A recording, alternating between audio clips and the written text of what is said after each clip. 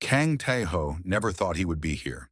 He stood near the window of the diplomatic vessel Horizon's Edge and looked at the massive planet below. The Valorian homeworld was beautiful in a cold way. Purple clouds moved across its surface, and great silver cities caught the light of three distant suns. He was just an engineer, a simple man who fixed broken pipes and faulty wiring. He grew up in a small town near Busan, studied hard, and joined the space program because he wanted to see the stars. He never imagined he would be part of humanity's most important mission.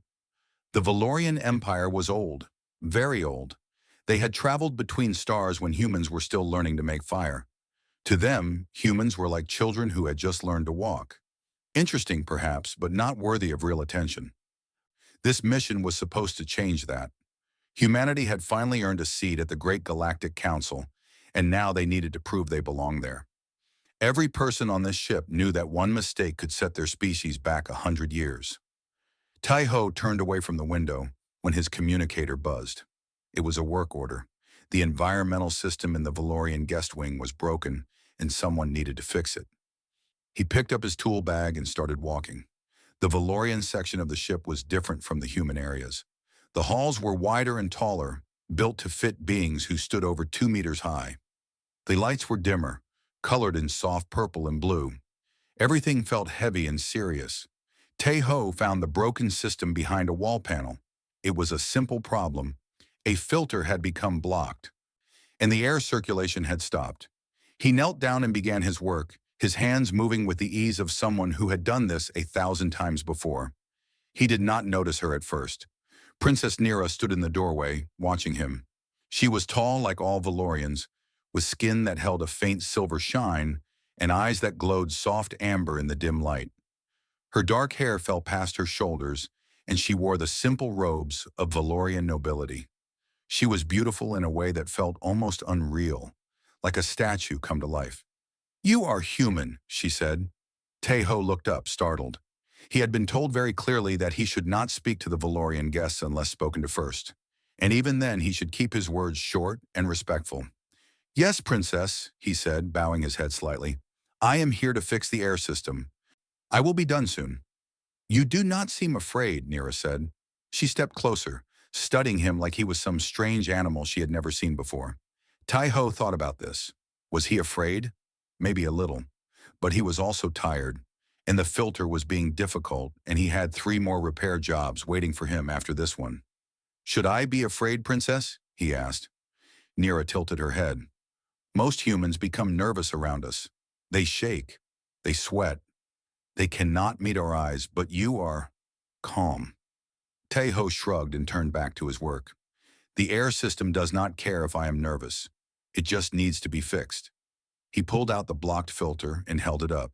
It was covered in some kind of purple dust. "There is your problem, Valorian atmosphere particles. Your homeworld is following you around." He did not mean it as a joke, but Nira made a small sound. It took him a moment to realize she was laughing. It was a quiet sound, like bells in the wind. "Following me around," she repeated. "I like that. Humans have strange ways of saying things." Tae-ho installed a new filter and closed the panel. The air system hummed back to life, and cool, clean air began to flow through the room. "All done," he said, standing up and brushing dust from his knees. "The air should be normal now. If you have any other problems, you can submit a request through the ship's system." He picked up his bag and turned to leave, but Nira's voice stopped him. "Wait." Tae-ho turned back. The princess was looking at him with an expression he could not read. Curiosity, maybe, or something else. "What is your name?" "Human." "Kang Tae-ho, Princess." "Tae-ho," she said, testing the sound. "What does it mean?" "It means great wave. My mother liked the ocean." Nira nodded slowly. "We do not have oceans on my world. Only the glass seas. They are frozen solid and have been for 10,000 years. She paused. "Will you tell me about your oceans, Tae-ho?" This was strange. Very strange. Valorian royalty did not chat with human engineers. There were rules. There were protocols. There were about 50 different ways this conversation could get him into serious trouble.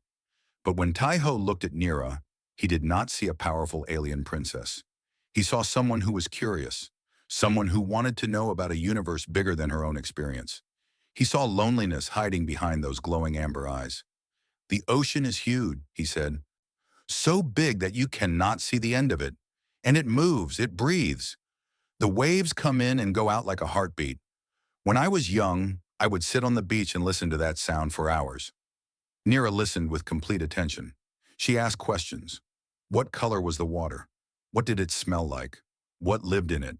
Tai Ho answered them all, and with each answer, he saw something in her expression soften. When he finally had to leave, Nira did something unexpected. She smiled. A real smile, small but warm. "Thank you, Tai Ho," she said. "I hope we will speak again." Tai Ho bowed and left. As he walked back through the cold Valorian halls, he felt strange. Light somehow, like something important had just happened, even though he could not say what. The next morning, he was called to Captain Park Jisu's office.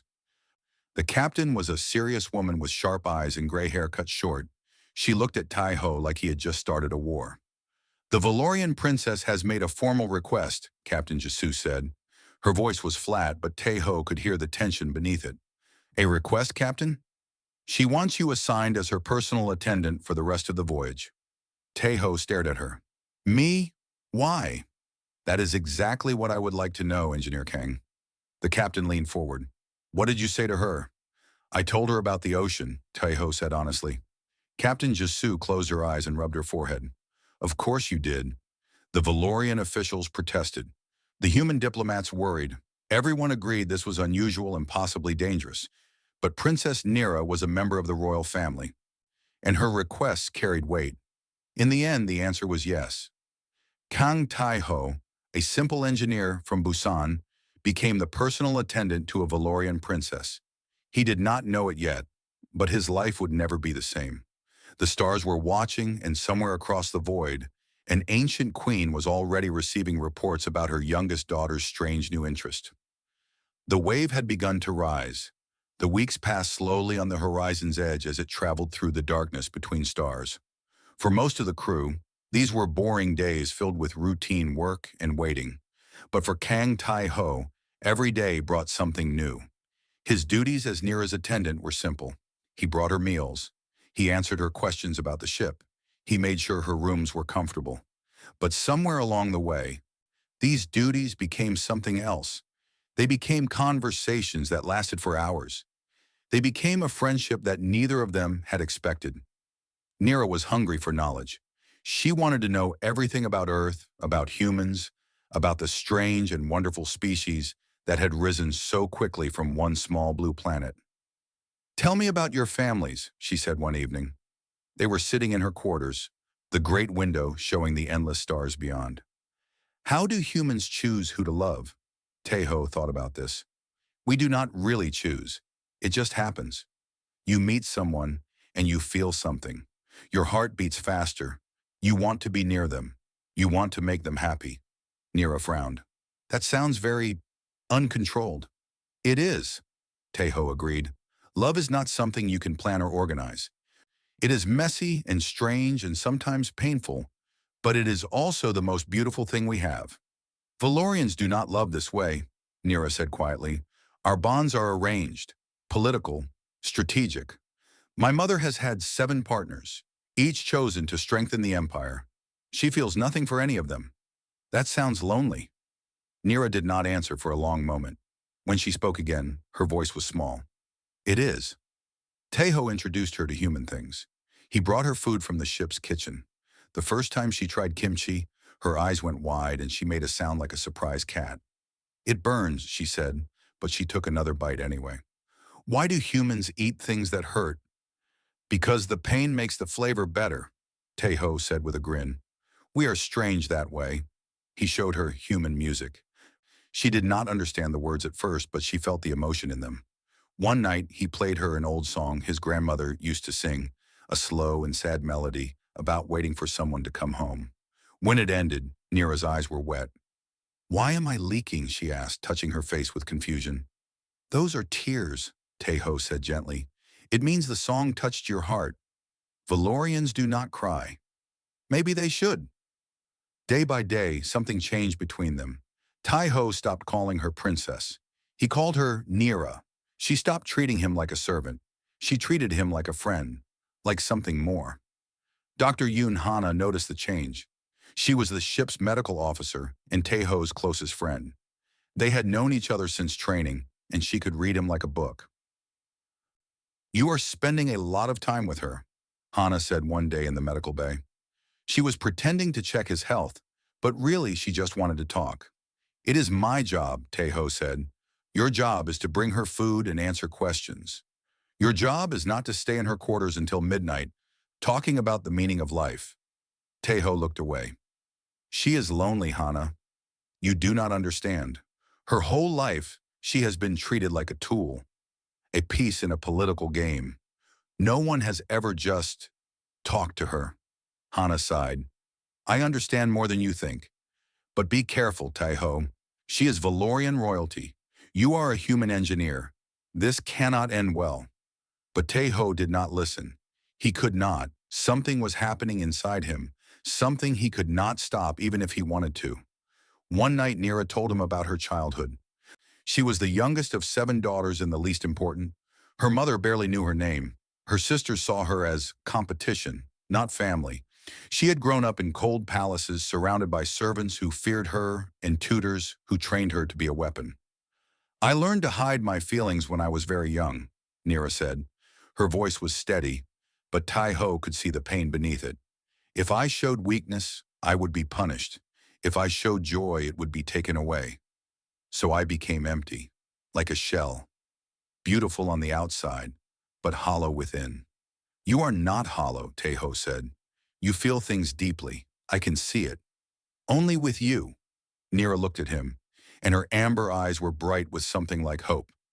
"You make me feel real, Taeho, like I am more than just a title or a bloodline, like I am a person." Taeho's heart ached. Before he could think about what he was doing, he reached out and took her hand. Her skin was cool and smooth, but it warmed under his touch. "You are not alone anymore," he said softly. "Whatever happens, I will be here, I promise." Nira stared at their joined hands.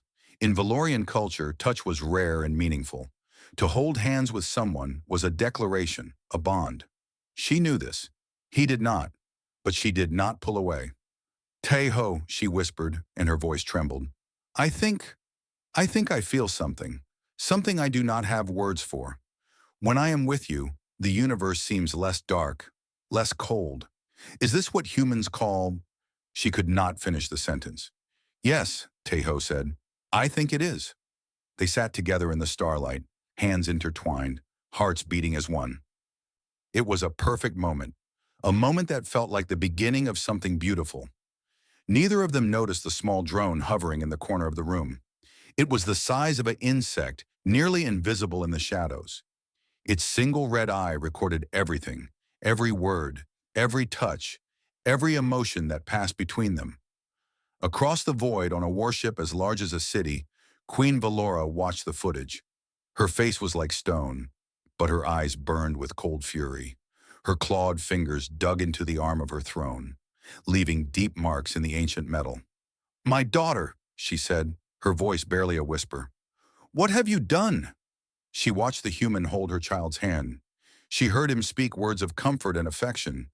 And when he called Nira, "my love," in a soft and tender voice, something inside the ancient queen snapped. She had ruled for 3,000 years. She had destroyed empires and broken worlds. She had never felt fear, not once in her long and bloody life. But this was different. This was personal. "Prepare my ship," she commanded. Her voice echoed through the great hall like thunder. "I will deal with this myself." The stars themselves seemed to tremble as the Queen's warship powered up its engines. Across the void on the tiny human vessel, Tai-Ho and Nira continued to talk and laugh and dream of impossible futures. They did not know that death was coming for them. They did not know that their love had just become the most dangerous force in the galaxy. The alarm woke everyone on the horizon's edge at exactly 3 in the morning. Ship time. Red lights flashed in the corridors. The emergency broadcast system crackled to life. "All hands to stations. Unknown vessel approaching. This is not a drill." Captain Park Ji-soo ran to the bridge in her sleeping clothes. Her officers were already there, staring at the main screen with fear in their eyes.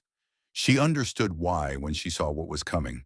The Valorian warship was massive. It was 10 times the size of the horizon's edge, a mountain of black metal and glowing weapons. Its shape was like a great blade cutting through the stars, and it moved with terrible purpose. "Identify that ship," Jisoo ordered. Her communications officer turned pale. "Captain, it is the Eternal Throne, the personal warship of Queen Valora herself." The bridge went silent. Everyone knew the stories about Queen Valora. She was ancient, powerful, and utterly without mercy. She had once destroyed an entire planet because its leaders insulted her. She had ruled the Valorian Empire for 3,000 years, and in all that time, no one had ever seen her show kindness. "Why is she here?" Jisoo asked, but she already suspected the answer. The answer came moments later when the Queen's voice filled the bridge. It was broadcast on all channels, impossible to ignore or refuse. "Human vessel, you will allow me to board. You will bring me the human who has been assigned to my daughter. You will do this immediately, or I will open fire." There was no greeting, no diplomacy, just cold commands and the promise of destruction. Jisoo looked at her crew. They were good people, brave people, but she could see the terror in their faces. They were not soldiers. They were explorers and scientists. They had no chance against a Valorian warship. "Prepare the docking bay," she said quietly, "and someone find Engineer Kang." Tae-ho was already awake when the guards came for him. Nira had contacted him moments after the alarm, her voice filled with fear. "My mother is here," she said. "Tae-ho, I am so sorry. I did not know she was watching. I did not know." "It will be okay," he said, but he did not believe it. The guards escorted him through the ship. Crew members watched him pass, their faces filled with pity. He felt like a man walking to his own execution. Maybe he was. They brought him to the main diplomatic hall. It was the largest room on the ship, built to impress visiting dignitaries. Today it felt small. Queen Valora stood in the center of the room, and her presence filled every corner. She was taller than any Valorian Tae-ho had seen, nearly 3 meters of silver-skinned fury. Her eyes were like burning gold, and they fixed on him the moment he entered. Behind her stood a dozen Valorian guards in black armor. High Commander Solon, her personal enforcer, watched with cold interest. Captain Jisoo and her officers stood to the side, helpless. Nira was there too, held back by 2 guards. She struggled against them, her eyes wet with tears. "Mother, please," she begged. "He has done nothing wrong." "Silence!" Valora did not even look at her daughter. Her gaze remained locked on Tae-ho.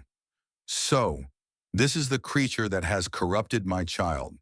She moved toward him. Each step was slow and deliberate, like a predator approaching wounded prey. Tae-ho forced himself to stand straight. He would not give her the pleasure of seeing him cower.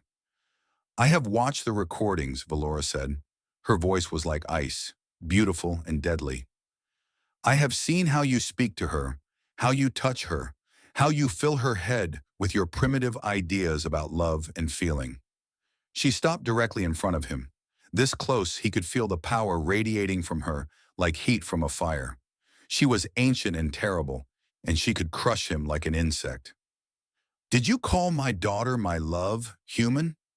The question hung in the air. Everyone was watching. Everyone was waiting. Tae-ho knew he should apologize. He should fall to his knees and beg for forgiveness. That was what a smart man would do. That was what a man who wanted to live would do. But when he looked past the queen and saw Nira's face, saw the hope and fear fighting in her eyes, he knew he could not lie. He could not deny what he felt, not even to save himself. "Yes," he said. His voice was steady. "I did." Valora's eyes widened. She had expected him to break. She had expected him to crawl and cry like every other lesser being she had ever confronted. His defiance surprised her. "You admit it? You do not beg for mercy?"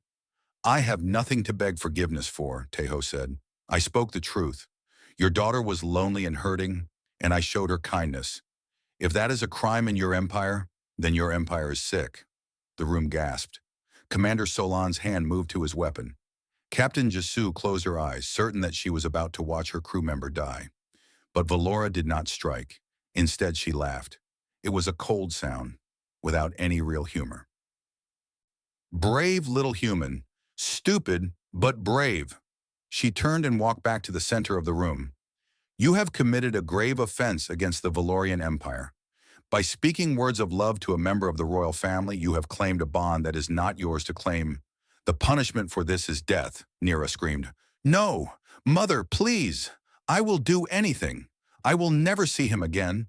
I will marry whoever you choose. Just do not kill him. Valora raised a hand and Nira went silent. The law is clear. However, there is one option. She smiled, and it was the smile of a predator. Valorian tradition allows the accused to fight for their honor. If this human can defeat a Valorian champion in single combat, he will be free. She knew what she was offering. No human had ever survived ritual combat against a Valorian. Their warriors were stronger, faster, and more skilled than any human could ever hope to be. She was offering Teho a choice between two kinds of death. Captain Jesu stepped forward. Your Majesty, surely we can discuss this. The human did not know our laws. He meant no disrespect. The choice belongs to him, Valora said. Death now or death in the arena. Those are his options. Everyone looked at Teho. He could feel their eyes on him, feel their pity and their fear. He looked at Nira, saw the tears running down her silver cheeks, saw the love in her eyes that she could no longer hide. He thought about his life. He thought about the ocean back home, about his mother's song, about all the things he would never see again. He thought about Nira's laugh, about her curiosity, about the way she looked at the stars like they were full of hope instead of emptiness. He made his choice. I accept the challenge, he said. Nira cried out, but Tai-Ho kept his eyes on the queen. He saw something flicker in her golden gaze. Surprise, perhaps. Maybe even a tiny spark of respect. Very well, Ma Valora said. In 3 days you will fight, and when you fall, my daughter will finally understand that humans are not worth her attention. She turned and walked toward the exit, her guards following. At the door, she paused and looked back at Teho one final time. I hope you use your final days well, human. They will be your last. Then she was gone, and Tai-Ho was left standing in the silent hall, surrounded by shocked faces and his own pounding heart. He had just promised to fight a battle he could not win. But for Nira, he would try. For love, he would do the impossible. 3 days. Teho had 3 days to prepare for a fight against an enemy that was faster, stronger, and more deadly than anything he had ever faced. 3 days to find a way to survive the impossible. The first person to visit him was Dr. Yoon Hana. She found him in his quarters, sitting on the edge of his bed and staring at the wall. She did not say anything at first. She just sat down beside him and waited. I know what you are thinking, Tai-Ho said finally. You think I am stupid. I think you are in love, Hana replied, which is sometimes the same thing. Despite everything, Tai-Ho smiled. Thank you for your support. Hana reached into her bag and pulled out a data pad. I am not here to tell you that you are going to die. You already know that. I am here to help you live. She handed him the pad. On the screen was detailed information about Valorian physiology, their muscles, their bones, their nervous system, everything. Where did you get this? Teho asked. I am a doctor. I have access to the medical database. She pointed at the screen. Valorians are strong, but they are not perfect. Their eyes are sensitive to sudden bright light. Their knees bend differently than ours, which affects their balance. They rely on their strength too much, which makes them predictable.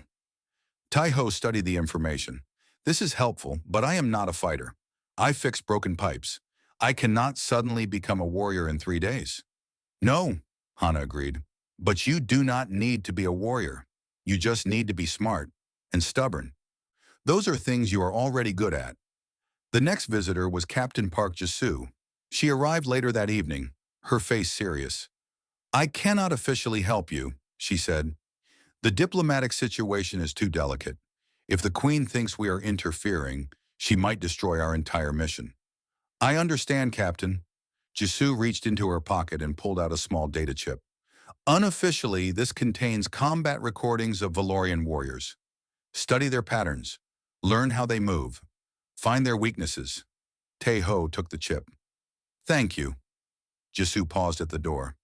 Engineer Kang, in all my years of service, I have never seen anyone do what you did in that hall. You looked a 3,000-year-old queen in the eye and told her the truth. That takes courage. Or stupidity. Sometimes they are the same thing. She allowed herself a small smile. Make us proud, Tae-ho. Over the next 2 days, Tae-ho trained harder than he had ever trained in his life. The ship's gym became his home. He studied the combat recordings until he could predict every move before it happened. He practiced dodging, rolling, using his small size as an advantage. The crew helped where they could. The chef made sure he ate well.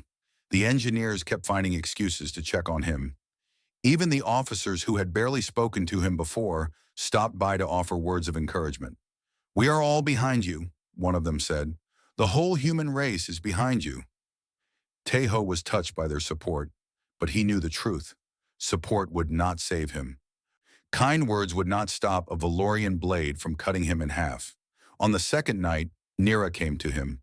She appeared at his door when most of the ship was sleeping. Her eyes were red from crying, and she looked smaller somehow, like the weight of everything was pressing her down. I should not be here, she said. My mother has forbidden me from seeing you. Then why did you come? Because I needed to tell you something. She stepped into his quarters, and the door closed behind her. You do not have to do this. There is still time. You could escape. Take one of the small ships and run. Run where? Your mother would hunt me across the galaxy. At least you would be alive. Nira's voice cracked. I cannot watch you die, Tae-ho. I cannot. Tae-ho stood up and walked toward her. He took her hands in his, feeling the cool smoothness of her skin. Do you know what my grandmother used to say? He asked. She said that humans are like the ocean. We look small, we look weak, but when we love something, we never stop. The waves keep coming, again and again, no matter how many times they are pushed back. Nira looked up at him. What does that mean? It means I am not going to run. Not from your mother, not from this fight, not from you. He squeezed her hands. Humans do not give up on the things we love. That is what makes us who we are. But you could die. I could. Tae-ho smiled softly. But I would rather die fighting for you than live forever running away. Nira stared at him. In 300 years of life, no one had ever said anything like this to her. No one had ever loved her enough to face death for her sake. She felt something break inside her, some wall she had built long ago to protect herself from feeling anything too deeply. She leaned forward and pressed her forehead against his. It was a Valorian gesture of deep intimacy, something she had never done with anyone before. I love you, she whispered. I did not know what that word meant until I met you, but I know now. I love you, Kang Tae-ho. I love you too, Nira. He held her close, feeling her heart beat against his chest. And I am going to prove it tomorrow. They stayed together through the night, talking about small things and big things, about oceans and stars, about all the futures they wanted to share. When dawn came, they both knew it might be their last morning together, but they also knew something else. They knew that their love was real, and for that, everything was worth it. The arena was built in the cargo bay of Queen Valora's warship.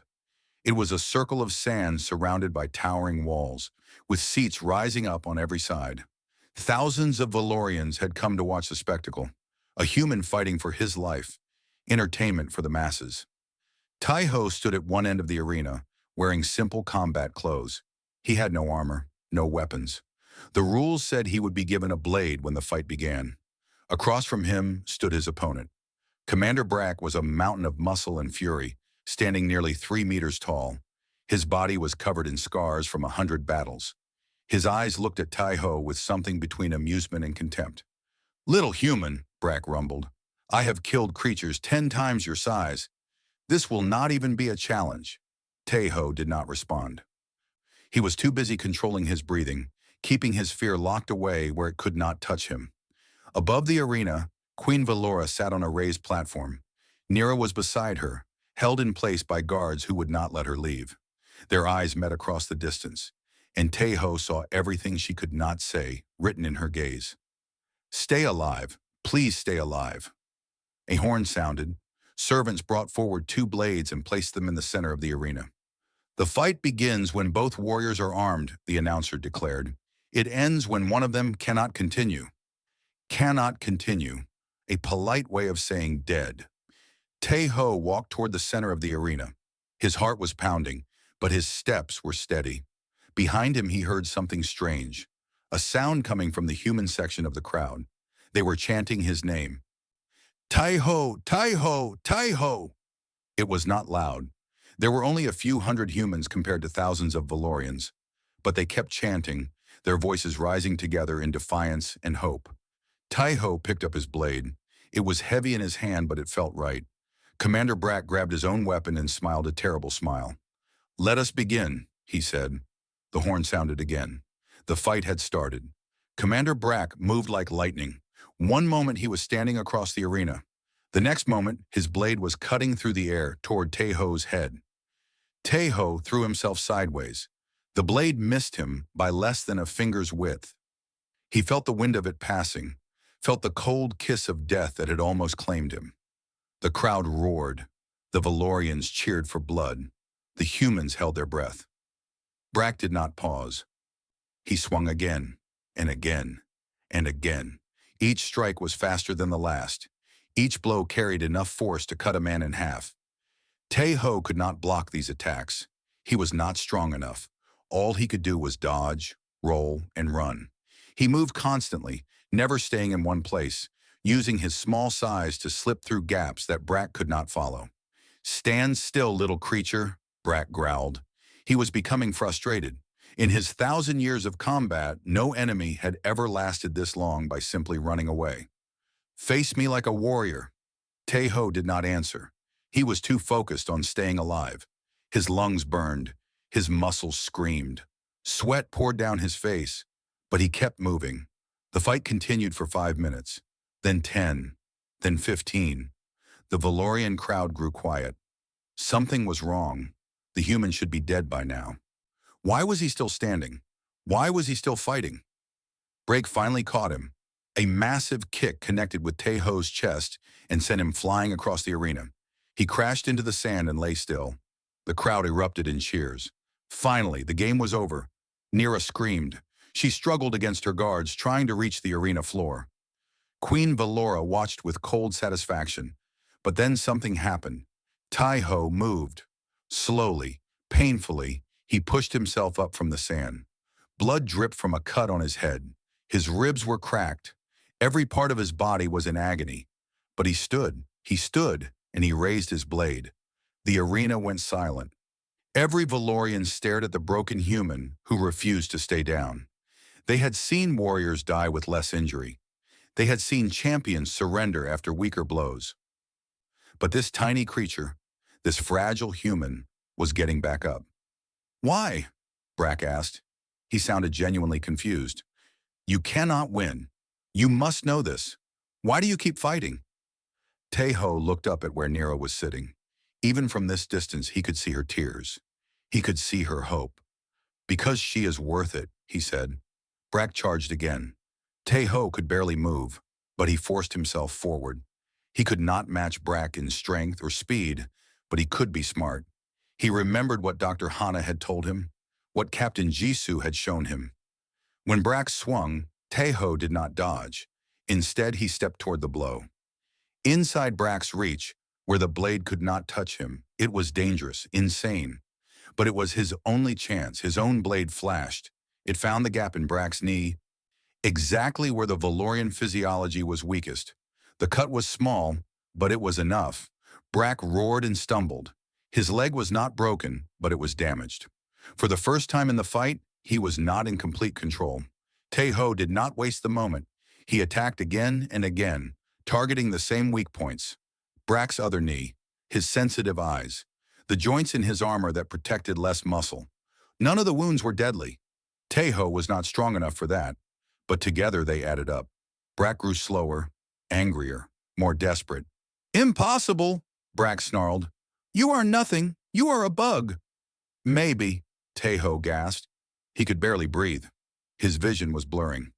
But this bug will not give up. Brack attacked with all his remaining strength. It was a wild swing, powered by rage and frustration. Against any normal opponent, it would have been deadly. But Tae-ho had been watching, learning. He knew Brack's patterns better than Brack knew himself. He ducked under the blow and came up inside Brack's guard. His blade found the Valorian's throat and stopped there, pressing against the skin hard enough to draw a thin line of silver blood. For a long moment, no one moved. The arena was completely silent. Tai-ho could kill Brack right now. One push of the blade, and it would be over. He would have won. He would have proven himself. But that was not who he was. He stepped back. He lowered his weapon. He let it fall to the sand. "I did not come here to kill," he said. His voice was weak, but it carried across the silent arena. "I came here to show you something. Humans do not fight for blood. We do not fight for glory. We fight for the people we love. And for them, we will never stop. We will never give up. No matter how many times you knock us down, we will always get back up." He looked up at Queen Valora. Their eyes met. That is what it means to be human. Brack lay on the sand, defeated but alive. The crowd did not know how to react. They had come to watch an execution. Instead, they had seen something they could not explain. A weak creature had beaten a strong one, not through power, but through will. The humans in the crowd began to cheer. Their voices rose like a wave, filling the arena with sound. They chanted Tae-ho's name over and over, celebrating not just his victory, but everything he represented. Slowly, a few Valorians joined them, then more, and more, until the entire arena was chanting. Both species united in recognition of something remarkable. But all of that faded to silence when Queen Valora stood. She moved from her platform to the arena floor, her steps slow and deliberate. The crowd parted before her. Even Brack, still lying in the sand, tried to bow his head. Valora stopped in front of Tae-ho. She towered over him, her golden eyes unreadable. He was bleeding, broken, barely able to stand, but he did not look away. "You spared him," Valora said quietly. Only Tae-ho could hear her. "Yes." "Why?" Tae-ho thought about the question. His body was screaming at him to collapse, to rest, to stop fighting, but his heart was clear. "Because killing him would not have changed anything," he said. "I did not fight to destroy.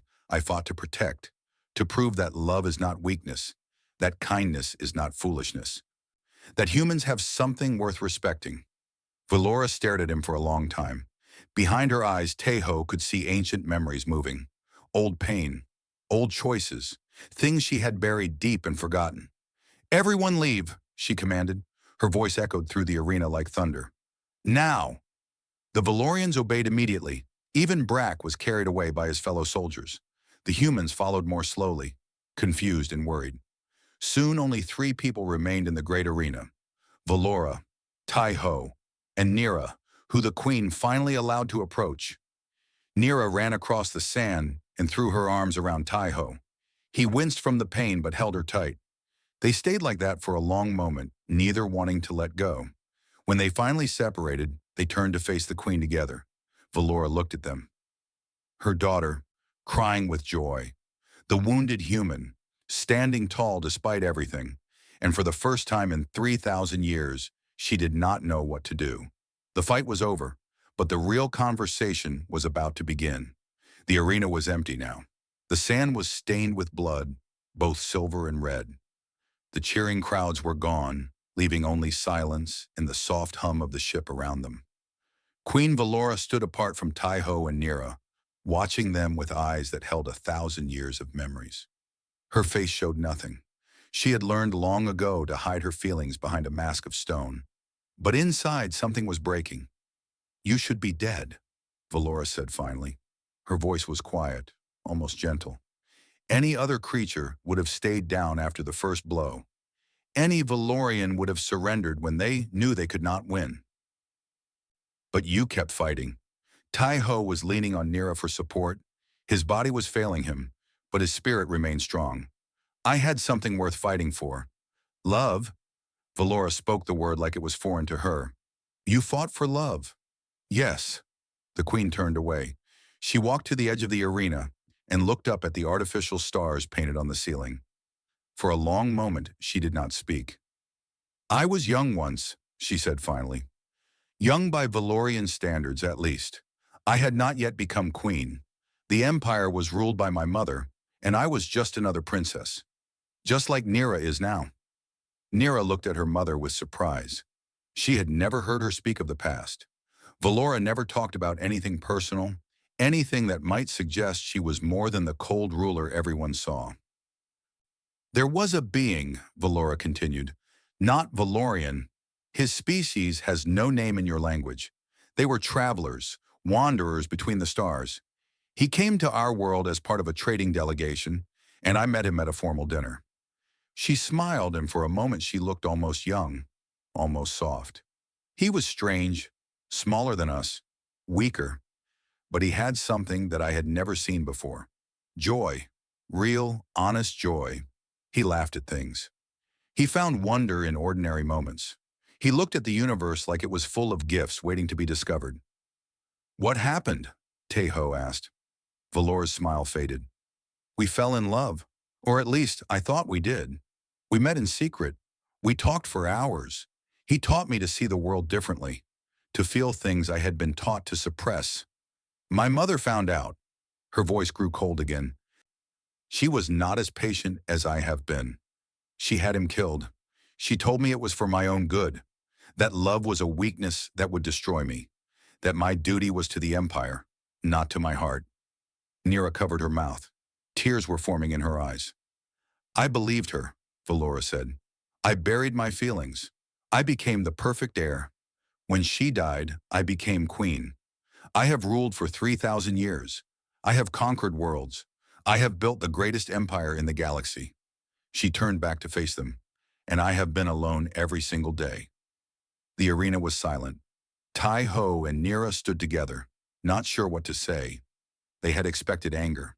They had expected punishment. They had not expected this. When I saw the recordings of you two, Valora said, I felt something I had not felt in thousands of years. Jealousy. My daughter had found what I had lost. She had found someone who loved her truly, not for her power or her title, but for herself. Mother, Nira whispered, I wanted to destroy it. Valora's voice cracked, just for a moment. I wanted to take it away from you because I could not bear to watch you have what I was denied. I told myself it was to protect you, to save you from the pain I suffered, but the truth is that I was afraid. She stepped closer to Tejo. Even broken and bleeding, he did not look away from her golden eyes. You should have died today, she said, but you did not. You stood up, again and again. You stood up. And then, when you had won, when you had every right to take your revenge, you showed mercy. Why? She asked. Why spare Brack? Tejo thought about the question. Because killing him would not have made anything better. It would not have proven my love for Nira. It would not have shown strength. It would have just created more pain. Humans believe that. Some of us. The best of us. Valora nodded slowly. My people have forgotten how to feel. We have become cold, like our frozen seas. We measure strength in power and conquest. We think emotions make us weak. She looked at Tejo's battered body, at the wounds that covered him, at the fire still burning in his eyes. But you have shown me something different. You have shown me that true strength is not about how hard you can hit. It is about how many times you can get back up. It is about fighting for something greater than yourself. She reached out and placed her hand on Tejo's shoulder. Her touch was surprisingly gentle. I was wrong about you, human. I was wrong about all of it. Nira stepped forward. Mother, what are you saying? Valora looked at her daughter. For the first time in Nira's 300 years of life, she saw tears in her mother's eyes. I am saying that I will not make the same mistake my mother made. I will not destroy your happiness to satisfy my fear. She took a deep breath. I am saying that you are free to love whoever you choose. Nira began to cry. She released Tejo and ran to her mother, throwing her arms around the ancient queen. Valora stiffened for a moment, unused to touch, unused to affection. Then slowly she hugged her daughter back. There is more, Valora said, pulling back. She turned to Tejo. By our law, you have proven yourself through combat. You have shown courage, honor, and mercy. These are the qualities of a true warrior. She straightened, and her voice took on a formal tone.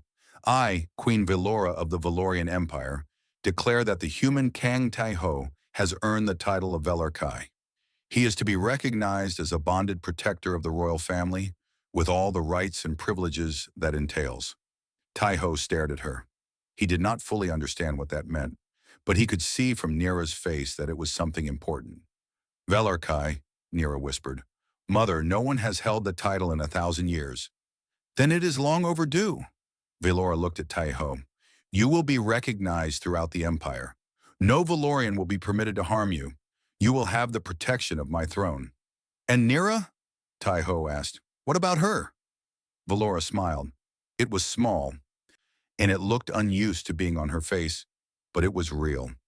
That is for the two of you to decide. But know this, human. She leaned closer. If you break her heart, there is no corner of the universe where you will be safe from me. I understand, Tai-ho said. Good. Velora stepped back. Now, I believe you need medical attention. You are leaking quite a lot of red liquid. Tai-ho looked down at himself. She was right. He was covered in blood. He had been running on pure will for so long that he had forgotten how badly hurt he was. Right, he said weakly. Maybe I should, He passed out before he could finish the sentence. Nira caught him before he hit the ground. She held him in her arms, his blood staining her silver skin, and looked up at her mother. Thank you, she said. Velora watched them for a long moment. Then she did something she had not done since she was young. She knelt beside her daughter and the human she loved. Take care of him, she said softly. Hearts like his are rare in any species. I will, Nira promised. And somewhere in the cold emptiness of space, something ancient and frozen began to thaw. Kang Tai-ho stood on a beach in South Korea, watching the waves roll in from the endless ocean. The sun was setting, painting the sky in shades of orange and pink. The air smelled like salt and seaweed in home. Beside him stood Nira. She had changed in the past year. Her silver skin had grown used to Earth's sun. Her amber eyes had learned to see beauty in things she once would have ignored. She smiled more now, laughed more, lived more. They had built a small house near the water. It was simple and quiet, far from the politics and ceremonies that their positions required. When they were not working as ambassadors between their species, they came here to be alone, to be together, to remember why they had fought so hard. I never get tired of this, Nira said, watching the waves. On my world, the seas do not move. They have been frozen for 10,000 years. But here, everything is alive. That is what I love about Earth, Tai-ho replied. Nothing stays the same. Everything changes. Everything grows. He took her hand. Her skin was no longer cold to his touch. They had both changed, adapted to each other in 100 small ways. Do you miss it? He asked. You're home. Nira thought about the question. Sometimes, I miss my sisters. I miss the gardens in the palace. I miss the way the three suns looked at dawn. She squeezed his hand. But I do not miss the loneliness. I do not miss being empty. She turned to face him. You gave me a home, Tai-ho. Not a place, a feeling. Wherever you are, that is where I belong. They kissed as the sun sank below the horizon. Two beings from different worlds united by something stronger than distance or time. A lot had changed in the galaxy over the past year. The video of Tai-ho's fight had spread across every known system. Billions of beings had watched a single human stand against impossible odds, refuse to surrender, and win not through violence, but through will. The story had become legend. Humanity was no longer seen as the primitive newcomers of the galactic community. They were seen differently now. Other species looked at them and wondered, what else are these creatures capable of? What happens when you push them too far? The answer, they realized, was that humans push back, and they never stop. Captain Park Ji-soo had been promoted to admiral. She now commanded the entire human diplomatic fleet, working to build alliances and partnerships across the galaxy. Under her leadership, humanity's influence had grown faster than anyone had expected. Dr. Yoon Hana had written a book. She called it The Physiology of Stubbornness, How One Engineer Survived a Deathmatch. It became the best-selling medical text in human history. She used the money to build a hospital that treated both human and alien patients, free of charge. Even Commander Brack had changed. After losing to Tai Ho, he had questioned everything he thought he knew about strength and honor. He resigned from his military position and traveled to Earth, where he spent 6 months learning about human culture. He was now one of the strongest voices for cooperation between Valorians and humans. And Queen Valora? She had surprised everyone most of all. The ancient queen had begun to change the laws of her empire. She allowed more freedom for common citizens. She encouraged the study of emotion and connection, things that had been forbidden for thousands of years. She even smiled sometimes, though only when she thought no one was watching. Some said she had gone soft. Some said she had lost her edge. But her empire had never been stronger. Her people had never been more loyal. It turned out that ruling with a heart was more effective than ruling with fear. Today was the anniversary of the fight. Tai Ho and Nira had spent the morning at a ceremony in Seoul, accepting awards and giving speeches. Now they were finally home, finally able to relax. "Your mother called earlier," Tai Ho said as they walked along the beach. Nira raised an eyebrow. What did she want? "She wants to visit next month. Something about wanting to see the ocean herself." "My mother? Coming to Earth?" Nira looked shocked. "She has not left Valorian space in 500 years. "I think she is curious." Tai Ho grinned. "Also, she mentioned something about making sure I am treating you well. I think she still does not fully trust me. She gave you the title of Velarkai. That is the highest honor any non-Valorian has ever received." "Yes, but she also told me she would destroy me if I ever made you cry." Nira laughed. "That sounds like her." They reached their favorite spot, a large flat rock that overlooked the water. They sat down together, shoulders touching, watching the stars begin to appear in the darkening sky. "Tai Ho," Nira said quietly, "do you ever regret it? Everything that happened?" He thought about the question. He remembered the fear he had felt in the arena, the pain, the certainty that he was going to die. He remembered the weeks in the medical bay afterward, healing from wounds that should have killed him.